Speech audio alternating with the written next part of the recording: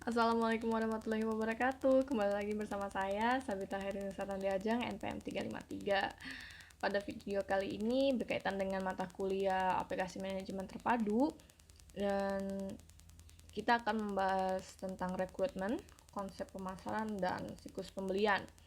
Nah, pada video ini kita diposisikan sebagai general manager pada suatu perusahaan, yaitu PT Bulan Sabit, yang bergerak di bidang industri makanan minuman, food and beverage, yang mau melakukan ekspansi bisnisnya yang ketiga di pulau besar di Indonesia, diantaranya Sumatera, Kalimantan, dan Sulawesi. Nah, pada bagian rekrutmen, kita diminta untuk mengisi jabatan yang kosong menggunakan aplikasi yang sesuai, misalnya kayak Odoo, Zoho, AppSheet, dan lain sebagainya, ya kan? Terus adapun posisi yang diminta atau yang dibutuhkan itu staf produksi, digital marketing, HR staff, dan finance admin. Kemudian bagaimana konsep pemasaran yang akan kita terapkan pada kantor cabang untuk menarik minat konsumen, serta yang terakhir yaitu siklus pembelian yang akan kita terapkan di kantor cabang tersebut. Oke, daripada kita lama-lama, kita langsung aja ke video intinya. Ya, pada video ini saya akan menggunakan Zoho. Jadi kita perlu klik dulu alamat websitenya, yaitu www.zoho.com. Nah, ini ada tulisannya kami mendukung pekerjaan Anda, ya kan? Jadi banyak sekali macamnya. Ini ada buat keuangan, ada buat pelayanan pelanggan, ada penjualan pemasaran, simak kolaborasi, terus teknologi informasi, layanan bantuan, sumber daya manusia, solusi custom. Nah, karena kita mau ke bagian rekrutmen, jadi kita masuk ke sumber daya manusia. Pertama-tama sebelum ke situ kita perlu bikin akun dulu ya, daftar gratis. Tapi karena jadi saya akan cuma ngasih spoiler dikit aja. Oke. Duh, kenapa nih kamu?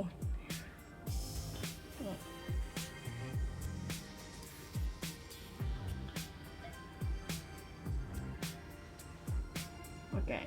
Jadi mulailah dengan akun gratis Anda. Ini ada email, sandi, saya setuju daftar gratis. Atau masuk menggunakan akun Google. Sudah punya akun Zoho ya tinggal masuk aja, karena saya udah bikin, jadi kita langsung masuk aja. Zoho account, masuk menggunakan, ada pilihannya nih, ada akun Apple, Google, Microsoft, LinkedIn, terus Facebook, sama Twitter, dan lainnya. Jadi saya akan masuk pakai Google. Ini ada akun, saya pakai akun yang ini aja deh, Upen Jatim.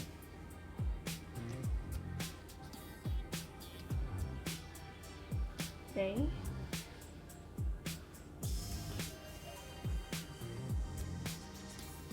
Setelah di sini saya sudah masuk di account Zoho, jadi udah langsung di Zoho Home-nya. Nah, kemudian karena kita mau membuat rekrutmen, jadi kita masuk klik yang bagian rekrut.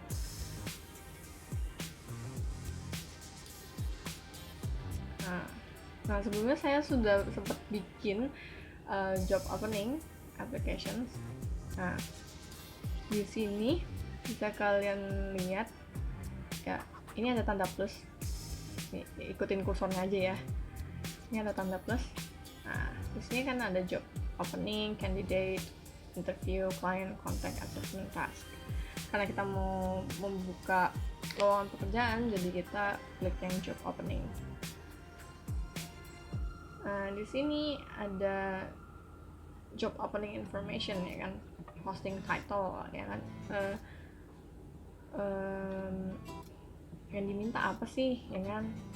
Tadi saya sebelumnya sudah bikin staff produksi, kemudian digital marketing, sekarang yang HR staff ya, human resource staff. kontaknya yang bisa dihubungi. Contact name ini maksudnya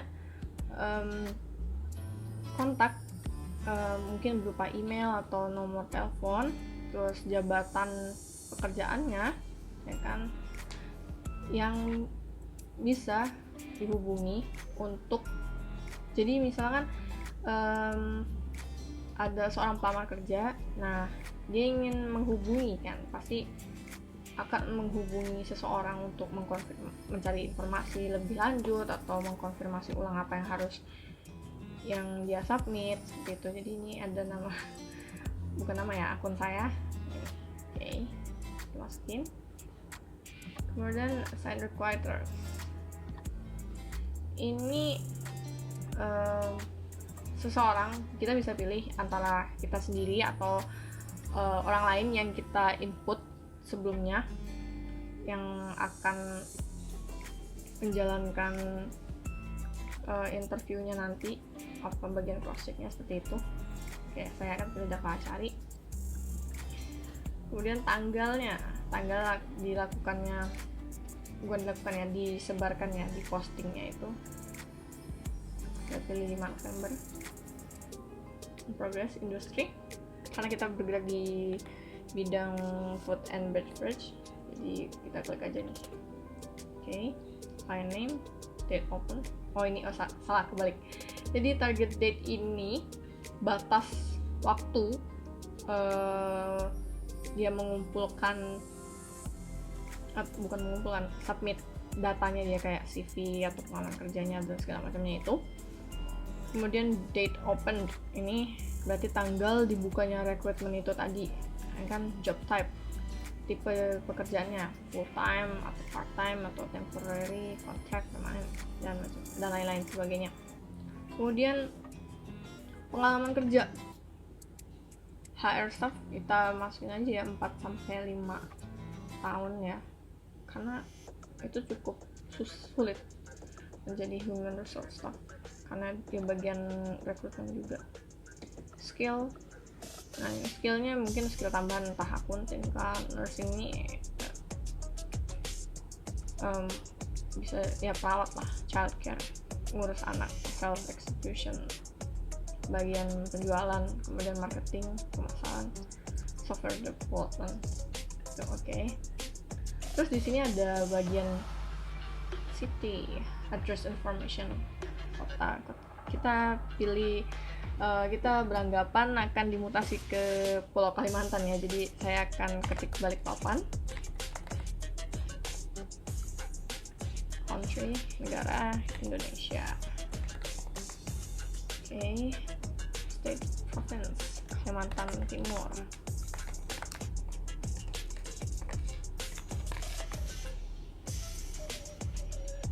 Postal code, kode pos 76115. Oke. Nah, di bawah ini ada description information. Jadi job description nih ya, kita bisa ngisi itu. Jadi misalnya human resource staff itu pekerjaannya seperti apa sih, bisa kita jelaskan, kita perinci di job description ini. Kemudian dari sini sudah semua sampai mengisi job description. Kemudian kita save ya. Nah, dari sini udah kelihatan nih, ada yang screening, submission, interview, offered, hired, rejected,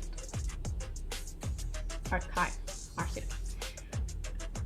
Dari sini screening nih, kita melakukan pengawasan dan dalam bentuk, maksudnya pengawasan berapa sih kira-kira yang akan masuk,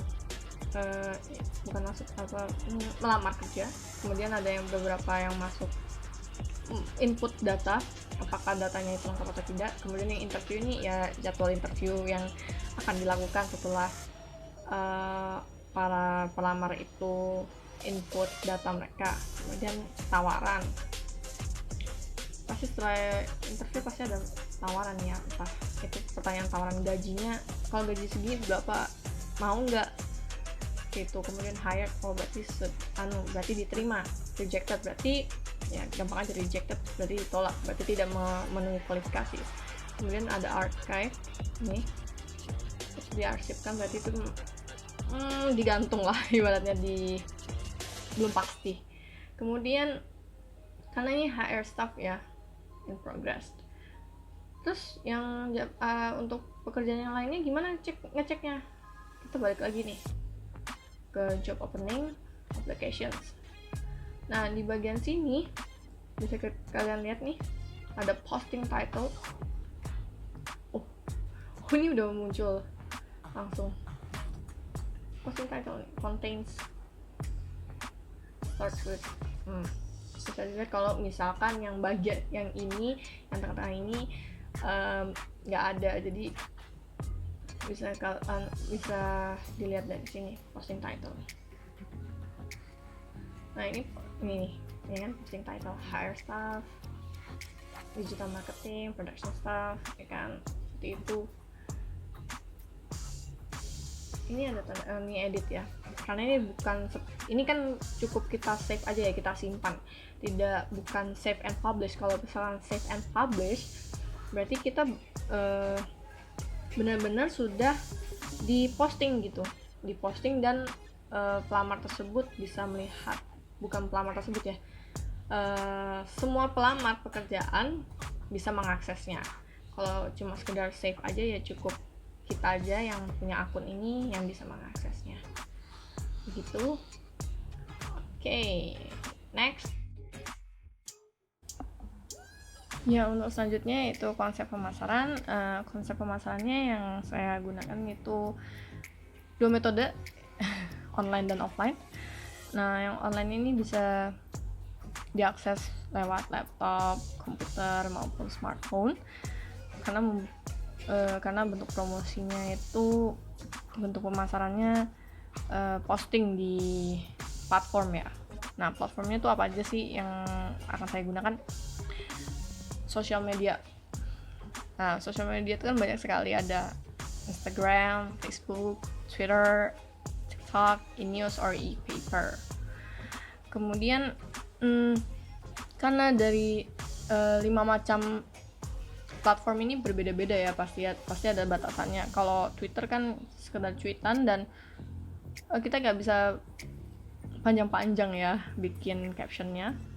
Tapi kalau Twitter, biar untuk mempermudah dalam pencarian itu, di captionnya kita tambahin hashtag kan, jadi ada hashtag khusus dalam melakukan promosi.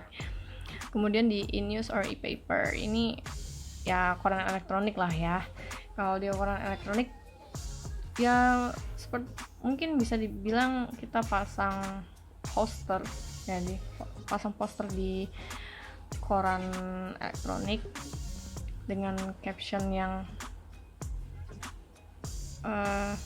tidak terlalu bertele-tele, to the point gitu kan. Kemudian Facebook. Nah, Facebook nih platformnya cukup lumayan enak ya, karena dia ada laman tersendiri ya khusus untuk promosi, untuk pemasaran. Jadi di laman tersebut berisi tentang ada email, tercantum email, nomor telepon, kemudian website ya kan, alamat website yang kita miliki pada usaha yang kita punya. Kemudian Instagram. Nah, Instagram nih ada fiturnya lagi ya kan, kayak fiturnya kita nyebutnya Reels. Nah, fitur Reels ini itu kurang lebih kayak TikTok ya. Jadi semacam mirip Snapgram, tapi kalau Snapgram kan durasinya cuma 15 detik, tapi kalau Reels itu bisa sampai 1 menit lebih ya. Kemudian di Instagram juga ada fitur yang untuk publikasi ya, pemasaran juga ada. Jadi ada bisa mencantumkan alamat email, nomor telepon, website dan segala macamnya itu. Kemudian cara promosinya juga mudah ya, bisa melalui Snapgram. Jadi kita bikin highlightnya di berandanya itu, kemudian ngepost entah itu menu atau kegiatan yang ada pada usaha yang kita lakukan, pasti postannya itu akan muncul ya di feeds yang halaman akun beranda kita sendiri. Kemudian TikTok, kalau TikTok ini gak usah ditanya lagi ya, pasti udah tahu semua lah. Mostly itu video dengan ditambahin caption ya, sama aja sih seperti Snapgram, tapi durasinya lebih lama ya kalau TikTok, jadi puas seperti itu. Oke, langsung kita next. Another access, jadi bisa diakses lewat website ya kan, alamat website yang tertera di entah di Facebook atau Instagram atau lain tempatnya. Kemudian aplikasi, application. Untuk aplikasi berarti kita punya aplikasi sendiri yang mungkin bisa di-download lewat Play Store or App Store. Dan untuk pemesanan bisa melalui kemitraannya ini, yaitu Grab, Gojek, Tokopedia, dan Shopee. Tapi untuk yang ini ada di pilihannya sendiri ya dalam aplikasinya masing-masing ya kan. Untuk Grab, GrabFood, Gojek, GoFood, Tokopedia ya Tokopedia Food, ya kan, Shopee Food gitu. Seperti itu. Oke, next. Nah ini dia offline promotionnya ini bisa dalam bentuk membagikan brosur, lembaran ya kan, metode tradisional lah. Kemudian flyer, pasang flyer entah di spot-spot tempat-tempat yang sekiranya banyak masyarakat gitu kan, kelompok masyarakat yang bakal melihat atau membaca flyer tersebut tentang isinya promosi usaha yang kita tawarkan gitu kan, makanan yang kita tawarkan atau minuman yang kita tawarkan itu. Kemudian mouth to mouth ya kan, dari mulut ke mulut ya, mungkin kita bisa mempromosikannya lewat mulut ke mulut. Itu maksudnya mungkin kita ngajak temen nih untuk makan di tempat usaha yang kita miliki, kemudian nanti teman ini akan merekomendasikannya lagi ke temannya yang lainnya, jadi seperti itu, mouth to mouth. Kemudian community ini ya bisa dibilang kita bukan minta tolong ya, menawarkan juga sama seperti mouth to mouth, jadi rekomendasi. Tapi yang untuk komunitas ini mungkin untuk komunitas pecinta mungkin makanan cepat saji, atau kalau minuman sejenis minuman bersoda atau segala macamnya seperti itu. Jadi komunitas pencinta makanan kan pasti on the spot lah ya untuk promosinya itu, jadi kurang lebih sama seperti mouth to mouth. Oke, next. Selanjutnya ini ada siklus pembelian. Siklus pembelian ini bisa kita lihat di slide berikutnya. Itu yang pertama ada request atau permintaan pembelian. Jadi customer akan memesan ya kan, entah lewat GrabFood, GoFood, Tokped ya kan, atau Shopee, atau juga bisa lewat website, atau bisa juga lewat aplikasinya kita sendiri ya kan. Kemudian dari pesanan tersebut akan jadi masukan sebuah pre-order. Dan pre-order ini kita bisa maaf bahasanya jadi rancu. Dari pre-order ini akan memberikan bukti ya kan, faktur pembelian ya kan. Dari faktur pembelian ini akan memberikan penerimaan barang, kemudian pembayaran, dan retur pembelian. Retur pembelian ini terjadi ketika barang yang dipesan, makanan yang dipesan itu tidak sesuai dengan yang mungkin di fakturnya itu tadi ya, bukti pembayarannya kan. Misalkan kita beli beli minuman deh, simpelnya pesan minuman. Saya pesan minuman Coca-Cola, aduh nyebut brand lagi, saya pengen minuman bersoda tapi yang rasa cola. Tapi yang datang malah bukan cola, melainkan Sprite. Jadinya salah, ya kan? Otomatis terjadilah retur pembelian. Nah, dari retur pembelian ini itu akan memberikan kembali, ya kan, faktur pembeliannya nih, kasih tunjuk, oh iya salah, jadi di switch ulang, diganti. Nah, dari situ akhirnya dari faktur pembelian itu buktinya akhirnya penerimaan barang, kemudian payment, seperti itu. Oke. There's the end of the slide. Mungkin segitu aja materi yang saya sampaikan. Kurang lebih mohon maaf kalau kalimatnya belibet ya, ada yang campuran bahasa Inggris dan bahasa Inggrisnya mungkin gak jelas. Semoga apa yang saya sampaikan tadi bisa bermanfaat bagi saya sendiri maupun kalian para penonton. Wabillahi taufiq wal hidayah. Wassalamualaikum warahmatullahi wabarakatuh. See you again on the next video. Bye.